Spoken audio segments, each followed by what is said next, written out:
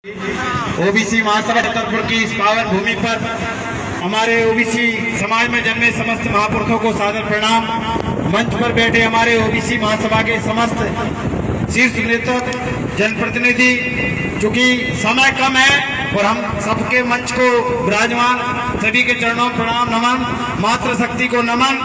और पावन भूमि में अपना काम धंधा सब छोड़ के यहाँ सुबह से बैठे हैं। मैं आप लोगों से एक बात और हाथ जोड़कर निवेदन करना चाहता हूं, जो यहाँ से कुर्सियां छोड़ के जा रहे हैं, मात्र आधा घंटे का समय और दीजिए, क्योंकि बड़ा कार्यक्रम था। पूरे मध्य प्रदेश के साथ साथ अन्य राज्यों के लोग भी आए थे।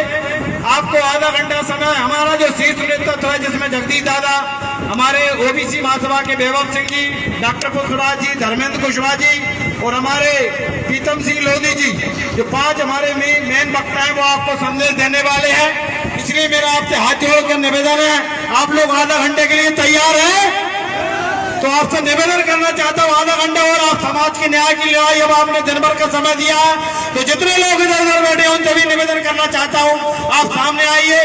कार्यक्रम लाइव चल रहा है, मीडिया भी देख रही है। छतरपुर की धरती पे तीसरा कार्यक्रम, सबसे पहला कार्यक्रम 23 फरवरी को हुआ था चौराहे पे, उसके बाद 22 फरवरी को, उसके बाद 27 फरवरी का हमारे दोनों भाई जिन्होंने लड़ाई लड़ी, भाई कृष्णकांत पटेल, भाई नरेंद्र पटेल, भाई देवी प्रसाद पटेल ने, इन्होंने पिछड़ा वर्ग की बहन को न्याय दिलाने के लिए लड़ाई लड़ी। इन लोगों ने कोई गुनाह तो नहीं किया था।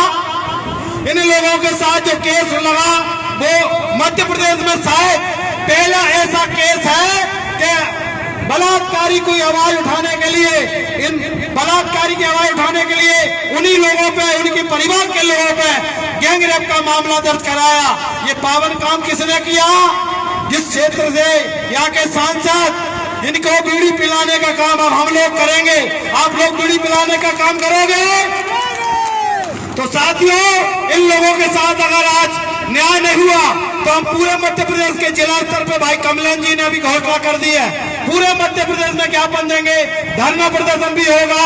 साथियों, इतना अन्याय अत्याचार हमारे वर्ग के साथ हो रहा है, लगातार हम लोग सो नहीं पा रहे, दिन रात फोन आ रहे हैं। कहीं जतारा में कुछ समाज की महिला के साथ बलात्कार हो रहा है, कहीं 11 साल की बच्ची लोधी समाज की हमारी बहन में बंडा में बलात्कार हो रहा है, कहीं मारपीट हो रही है, कहीं प्रीतम सिंह लोधी जी को जान से मारने की धमकी दी जा रही है।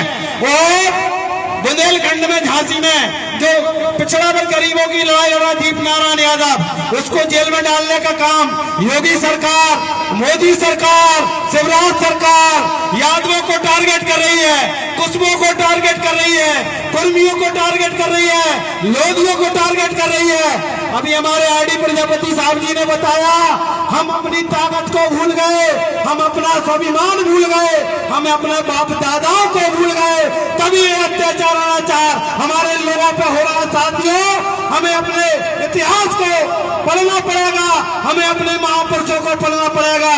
ऐसा कौन सा हमारा कुर्मी समाज का भाई नहीं होगा जो सरदार वल्लभ भाई पटेल के इतिहास को आगे नहीं बढ़ाना चाहता, जो छत्रपति साहू जी महाराज के इतिहास को आगे बढ़ाना नहीं चाहता? कौन सा ऐसा लोधी परिवार में शख्स होगा जो रानी अवंतीबाई लोधी, हृदय साहब लोधी के इतिहास को आगे नहीं बढ़ाना चाहता? कौन सा ऐसा यादव होगा जो राज तुलाराम यादव, जिन्होंने 1857 की क्रांति लड़ी और आज मंडल कमीशन की लड़ाई, बीपी मंडल, लालू प्रसाद, शरद यादव, मुलायम सिंह, चौधरी चरण सिंह, कांसीराम जी ने लड़ी। अब इस देश के अंदर 2 लड़ाई छिड़ गई है दोबारा। हमारे सिद्धार्थ कुशवाहा जी का मैं बहुत बहुत ओबीसी महासभा की तरफ से धन्यवाद देना चाहता हूं कि उन्होंने मंडल कमीशन की बात करी।